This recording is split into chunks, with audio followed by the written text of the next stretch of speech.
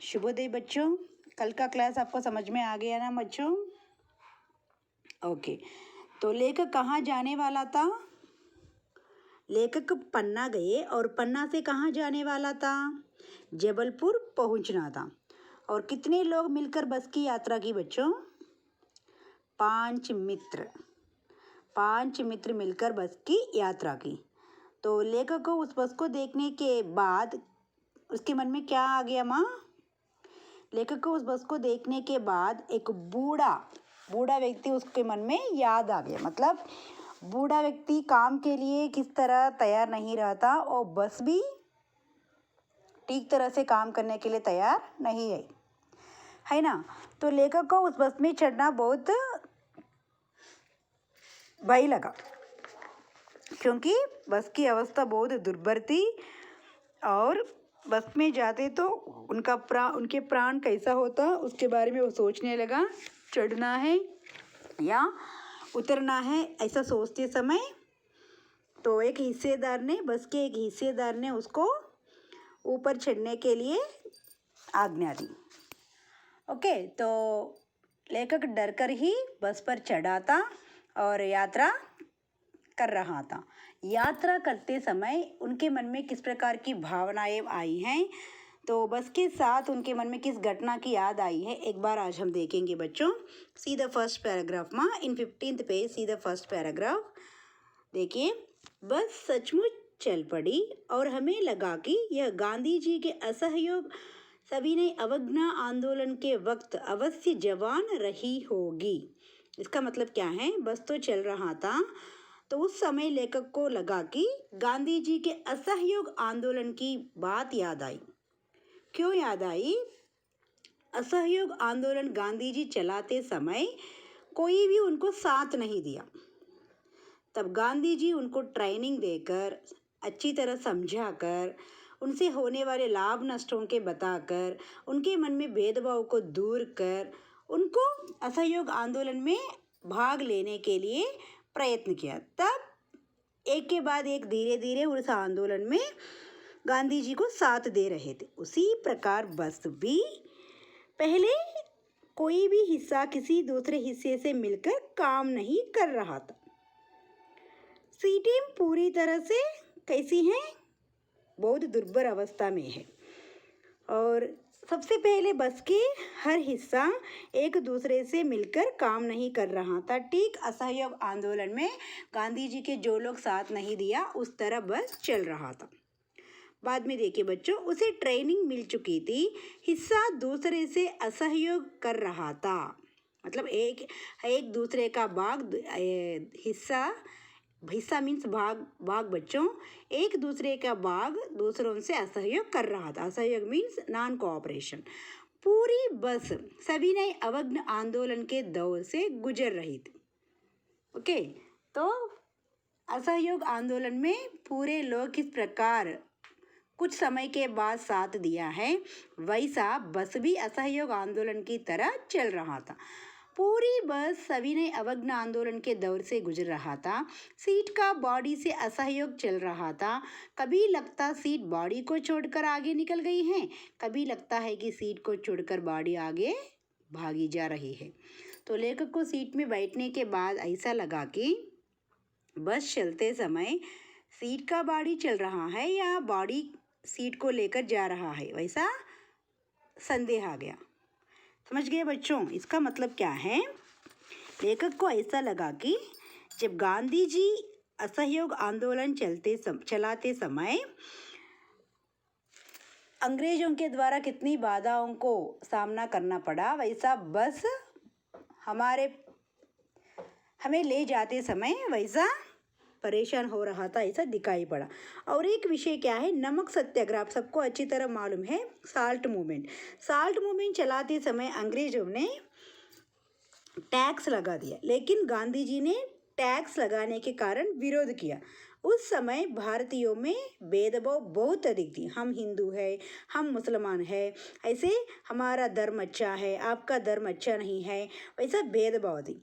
तो उस समय गांधी जी ने एक कुशल नेता के रूप में सभी को एकत्र करके क्या किया? सभी लोगों को एक साथ एक धागे में लाकर आंदोलन को अच्छी तरह जगा दिया, है ना। अच्छी तरह जगाकर अंग्रेजों के विरुद्ध भाग लेकर क्या किया, अंग्रेजों को अच्छा सबक सिखाया। तो उसी तरह हमें यह बस भी कैसे सिखा रही थी, सबसे पहले हर एक हिस्सा एक दूसरे से ठीक तरह से काम नहीं कर रहा था और बाद में पूरी तरह से एक दूसरे का भाग मिलकर अब तो चल रहा था। देखिए बच्चों, 8-10 मील चलने पर सारे भेदभाव मिट गए। 8-10 मील चलने पर, कुछ दूर चलने पर बस के भेदभाव मिट गए तो क्या हो गया, तब बस ठीक तरह से चलना शुरू किया। तो जिस प्रकार गांधी जी की बातों से सुनने के कुछ समय के बाद जनता उनके साथ दिया था, उसी तरह 8-10 मील जाने पर बस का स्वभाव ठीक हो गया। यह समझ में नहीं आता था कि सीट पर हम बैठे हैं या सीट हम पर बैठी है। तो आपको भी ट्रेन में जाते समय इस प्रकार का संदेह आया होगा बच्चों। तो ट्रेन बहुत ज़ोर से चलते समय, ट्रेन बहुत धीरे से चलते समय आपको शायद ऐसा संदेह आता होगा, या बगल में दूसरे ट्रेन जाते समय या बगल में दूसरे ट्रेन रुक जाते समय आपको ऐसा संदेह आया होगा, हम जा रहे हैं या नहीं जा रहे हैं, हम यहाँ रुके हैं या जा रहे हैं, इस प्रकार का संदेह आया होगा। उसी प्रकार लेखक को यहाँ एक संदेह आया है, हम सीट पर बैठे हैं या सीट हम पर बैठी है। तो वैसा संदेह लेखक को आया। तो इस प्रकार बस की यात्रा चल रही थी। तो दूसरा पैराग्राफ देखिए बच्चों, एकाएक बस रुक गई। तो 8-10 मील जाने के बाद एकाएक, एकाएक मीन सडनली बस रुक गई। मालूम हुआ कि पेट्रोल की टंकी में छेद हो गया है। इसका मतलब क्या है, पेट्रोल समाप्त हो गया है क्या, या पेट्रोल कम है क्या, ऐसा संदेह आ गया। ड्राइवर ने बाल्टी में पेट्रोल निकालकर उसे बगल में रखा और नली डालकर इंजन में भेजने लगा। अब सबको मालूम है ना, ड्राइवर बस चलाते समय उसके बगल में ही पेट्रोल का बॉटल रखते हैं। तो जिस समय बस रुक जाता है या ट्रेन रुक जाता है उसमें पेट्रोल डालते हैं। इसी प्रकार ड्राइवर ने बाल्टी में पेट्रोल निकालकर उसे बगल में रखा, अपने बगल में ही रखा था, और नली डालकर, नली मीन्स कैप मां, नली के साथ इंजन में भेजने लगा। अब मैं उम्मीद कर रहा था कि थोड़ी देर बाद बस कंपनी के हिस्सेदार इंजन को निकालकर गोद में रख लेंगे। अब देखिए बच्चों, यहाँ लेखक को बस की दशा बिल्कुल ऐसी लग रही थी कि वो चलने के काबिल नहीं है। मतलब अब बस कुछ भी, अब रुक गई ना बस, तो अब भी थोड़ी दूर भी वो तो बस तो चलने वाली नहीं थी।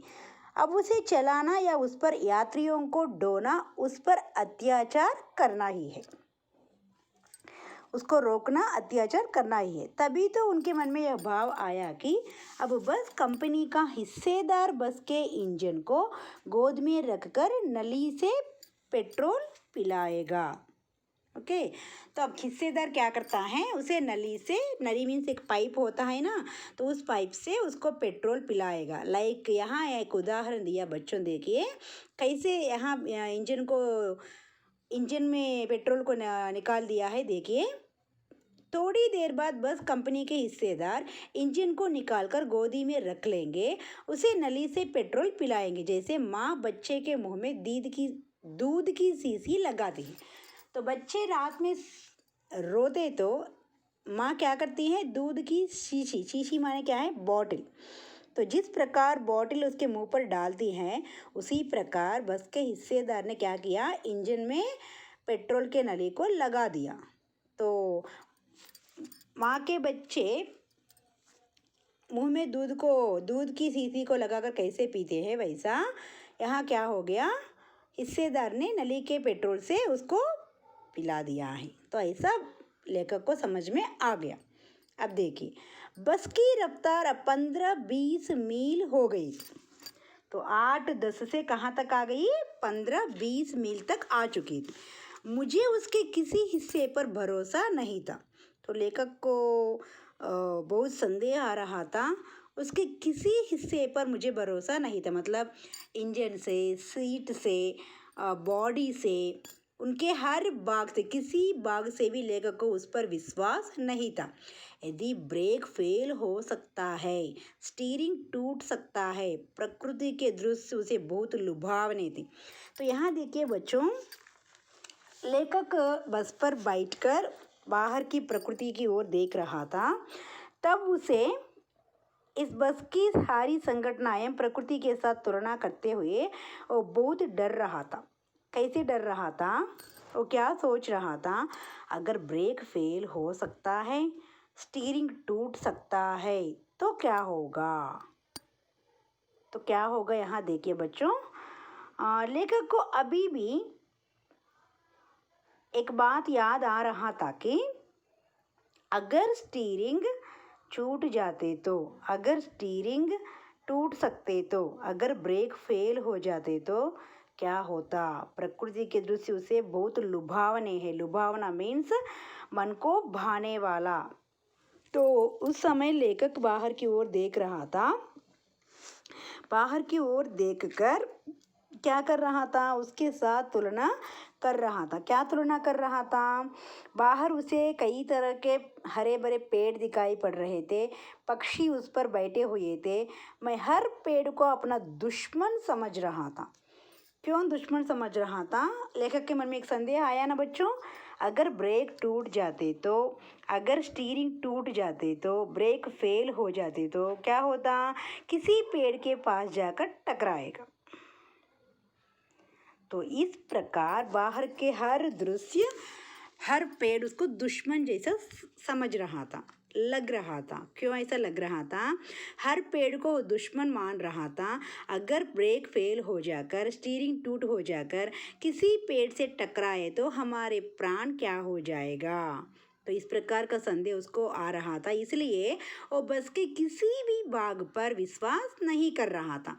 वो निकल जाता तो दूसरे पेड़ का इंतजार करता, तो एक पेड़ निकल जाते तो दूसरे पेड़ का इंतजार करता। तो उसको बीच बीच में झील भी दिख रही थी।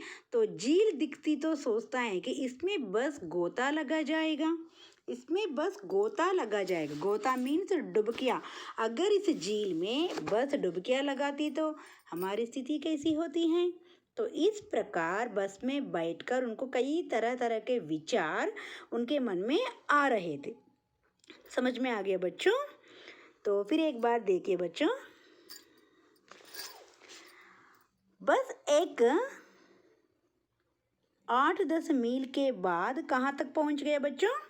15-20 मील तक बच गया, आ गया। तब लेखक को क्या हो रहा था? कई तरह के विचार उनके मन में आ रहे थे। क्या आ रहे थे? कोई बूढ़ा थक कर बैठ जाते तो और उसे आगे बढ़ने का उसमें कुछ भी साहस नहीं होता है ना। तो उसी प्रकार यहाँ भी क्या है, लेखक के मन में कई तरह के विचार आ रहे थे। बस की कभी भी ब्रेक फेल हो सकती तो, स्टीयरिंग टूट हो सकती तो हमारी स्थिति कैसी होती। तो लेखक बाहर की प्रकृति को देख रहा था। चारों ओर पेड़, हरे भरे पेड़ दिखाई दे रहे थे और हरे भरे पेड़ों पर पक्षी बैठकर दिखाई दे रहे थे। उस समय उन पेड़ों को देखते तो लेखक को क्या क्या किस प्रकार लग जाता था? दुश्मन लग जाता था। क्यों ऐसा दुश्मन लग रहा था? क्योंकि अगर बस फेल होकर उनकी स्टीयरिंग टूट जाकर अगर पेड़ को धक्का मारते तो क्या होगा, उनकी स्थिति कैसी होती। इस प्रकार वे सोचकर डर रहे थे, है ना बच्चों।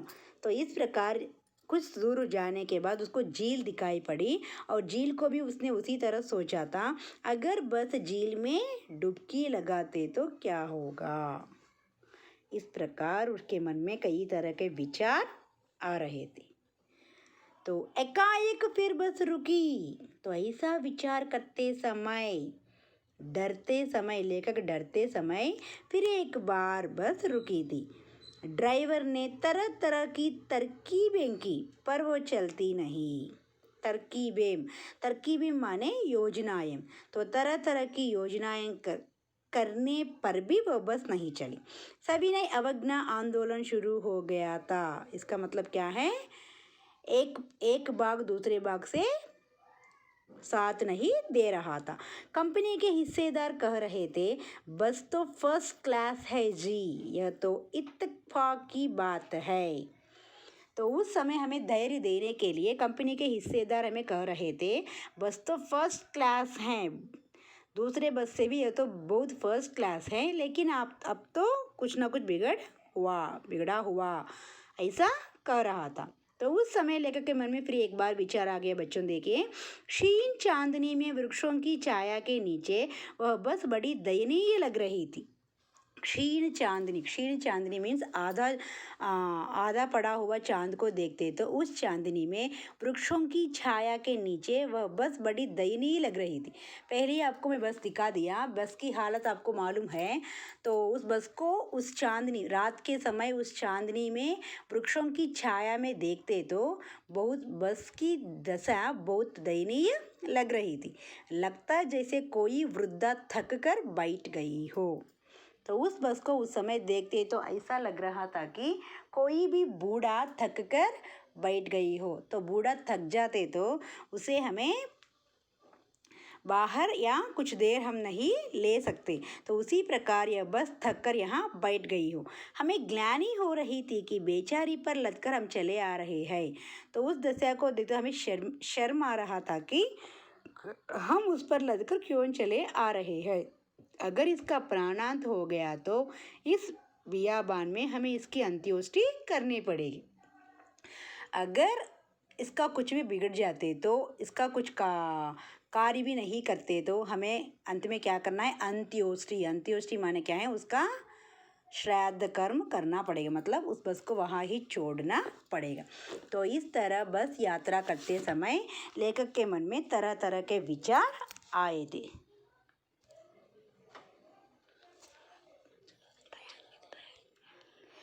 కంటిన్యూస్ నోడడానికి ట్రయాంగిల్ ఏది షేప్ ఇది కదా.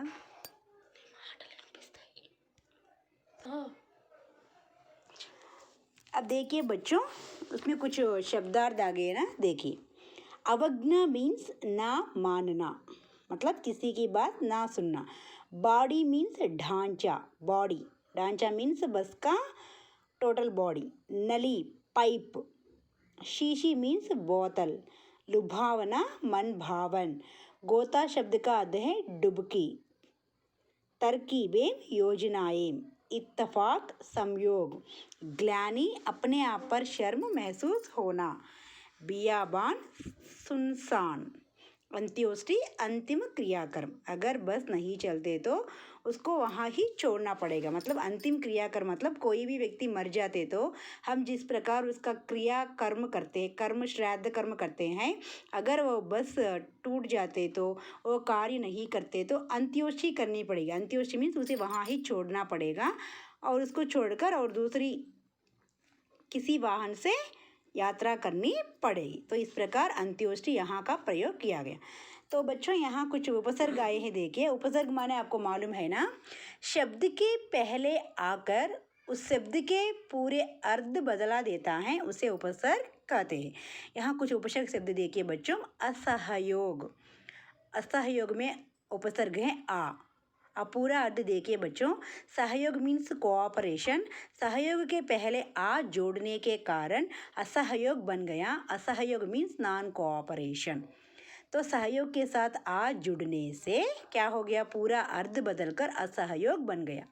तो इस प्रकार शब्द के पहले जो भी शब्दांश जुड़कर उसके पूरे अर्थ बदला दिया जाता है उसे हम उपसर्ग कह सकते। नेक्स्ट वन, संयोग। संयोग में उपसर्ग है सम। एक्चुअली योग मीन्स, योग का अर्थ है तगीना, सूटेबल, और सम शब्द का अर्थ क्या है, समान। बट यहाँ योग के सामने सम आने के कारण संयोग का अर्थ क्या हो गया, टू मीट, कलयिका कहते हैं ना, वैसा। सविनय, सविनय, इसमें उपसर्ग क्या है, स। विनय का अर्थ है रेस्पेक्ट। सविनय मीन्स और भी अधिक विनय, है ना। नेक्स्ट वन बच्चों, प्रत्यय। प्रत्यय आपको मालूम है ना, शब्द के अंत में शब्दांश जुड़कर उसके पूरे अर्थ बदल दिया जाता है, उसे प्रत्यय हम कह सकते हैं। दयनीय, इसमें प्रत्यय ई। हिस्सेदार, दार। हिस्सा मीन्स पार्ट, हिस्सेदार मीन्स पार्टनर। क्लियर माँ? तो आज का पाठ आप मजा किया होगा। फिर एक बार आप टेक्स्ट बुक खोलकर पढ़िए माँ, आपको पूरा पाठ समझ में आ जाएगा। तो आज हम लेखक बस में बैठकर अपनी मन की भावनाओं को प्रकृति के साथ तुलना करते हुए कई तरह की अनुभवों को याद किया था, है ना बच्चों? ओके माँ, धन्यवाद बच्चों।